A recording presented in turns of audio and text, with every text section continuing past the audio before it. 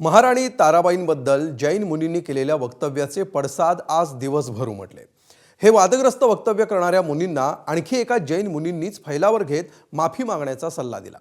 ताराराणींच्या माहेरचे वंशजही संतप्त झाले आणि त्यांनी जैन मुनींच्या वक्तव्याचा निषेध केला। विरोधक देखील या मुद्द्यावरून आक्रमक झाले, तर सत्ताधाऱ्यांनी मात्र या विषयावरून शांत राहणंच पसंत केलंय। पाहूया आज दिवसभरात नेमकं काय घडलं याचा आढावा घेणारा हा स्पेशल रिपोर्ट। हमारे लोगों को पकड़ पकड़ करके खौलते हुए तेल में तला गया और ऐसे समय के अंदर एक और जैन रानी का उदय हुआ, ताराबाई देवी, और उन्होंने युद्ध की सुकान ली और औरंगजेब को परास्त करके धूल चटाने का काम एक जैन रानी ने किया। नयपद्म सागरजींनी हा इतिहास जपला हो आणि त्यांना जाहीरपणाने हा महाराष्ट्राच्या जनताला माफी मागायची गरजेचं आहे। जैन मुनी विरुद्ध जैन मुनी। महाराष्ट्रात या वादाला तोंड फुटलं ते जैन मुनी आचार्य नयन पद्मसागर यांनी मंगळवारी केलेल्या एका विधानाने। मुंबईत आयोजित करण्यात आलेला कार्यक्रम होता महावीर जयंतीचा, पण मुनी घसरले मराठ्यांच्या इतिहासावर आणि महाराणी ताराबाईंना जैन ठरवून मोकळे झाले। हमारे लोगों को पकड़ पकड़ करके खौलते हुए तेल में तला गया और ऐसे समय के अंदर एक और जैन रानी का उदय हुआ, ताराबाई देवी, और उन्होंने युद्ध की सुकान ली और औरंगजेब को परास्त करके धूल चटाने का काम एक जैन रानी ने किया।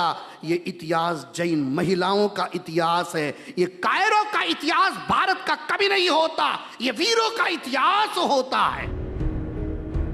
आता असे अकलेचे तारे तोडणाऱ्या या मुनींचे कान टोचले ते एका जैन मुनींनीच, ते म्हणजे आचार्य निलेश चंद्र यांनी। महाराणी ताराराणींच्या इतिहासाचे संदर्भ देत त्यांनी माफी मागण्याचा सल्ला दिला। राजारामजीचा मृत्यू झाल्याच्या नंतर संभाजी महाराजांचे हाल केल्यानंतर या मुल्यांनी त्याच्यानंतर मराठा साम्राज्याला जपल्याने ही मराठी कन्या आणि आमची आराध्य छत्रपती शिवाजी महाराजांची सून होती।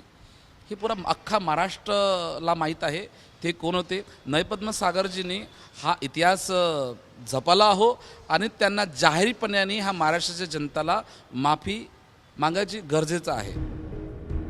शिवाय औचित्य वेगळं असताना विनाकारण हा वाद ओढून घेतल्याबद्दल त्यांनी मुनी पद्मसागर यांना फैलावर घेतलं। हो, ते भगवान महावीरचा जन्म उत्सव होता। हो, जन्म उत्सव भगवान महावीरचे तुम्ही ते इतिहास सांगता। भगवान महावीर कोण होते, त्यांची आई होती काय? तुम्ही मराठाचा इतिहास सांगता। मराठाचा इतिहास जर तुम्हाला कळला, तुम्ही मराठाचा इतिहास वाचा। मी नयपद्म सागरला कहतो, तुम्ही मराठी पब्लिकशी तुम्ही माफी मागा। याच्यामुळे मराठी आणि मारवाडी वाद पुन्हा तुम्ही पहिलेच इलेक्शनमध्ये मराठी आणि मराठी विवाद झाला, मुरगीचा काढला, आता तुम्ही पुन्हा वाद तुम्ही करता। वाद हे फक्त यांना टॅगरेट करायचं आहे, आपला चुनाव जितायचा आहे। पद्मसागर यांच्या या वक्तव्यानंतर महाराणी ताराराणींच्या माहेरचे वंशज असलेल्या मोहितेंनीही या वक्तव्याचा निषेध केला आहे। महाराणी ताराबाई यांनी जे एक क्षात्र तेज दाखवून भारत देशातील सर्व धर्म शाबूत ठेवले, हे फार मोठं कार्य झालेलं आहे। परंतु त्यांच्या इतिहासाच्या बाबतीमध्ये काहीतरी बदल करून त्या जैन महाराणी होत्या हे वक्तव्य आचार्य नयन महाराज यांनी केलं, याचं फार मोठं आश्चर्य वाटलं आम्हाला। कुठल्याही ऐतिहासिक पुराव्या विना हे स्टेटमेंट केलेलं आहे आणि असत्य आहे असं मी प्रथम सांगू इच्छितो। मी निषेध करतो आणि हे वक्तव्याचं पूर्ण खंडन करतो। जैन मुनी पद्मसागर यांच्या विधानाचा विरोधी पक्षांनीही समाचार घेतला। ज्या पद्धतीने हिंदूमध्येच बटवाडा होतोय, आपण वेगवेगळं स्टेटमेंट करून वेगळे करताय, मग आम्ही मराठा हिंदू ते अशा पद्धतीने चालत असेल आणि प्रत्येक वेळेला जैनांचं करून मराठा आणि जैन किंवा जे हिंदू यांच्यामध्ये विभागणी केली जाते का? आणि मग जे आपण त्यांना म्हणतोय जे जिहाद, लव जिहाद वगैरे, मग हा जैन जिहाद आहे का? तसं आता प्रकरणं वाटायला लागली आहेत। संजय राऊतांनी तर यावरून मुख्यमंत्री आणि दोन्ही उपमुख्यमंत्र्यांना जाब विचारलाय।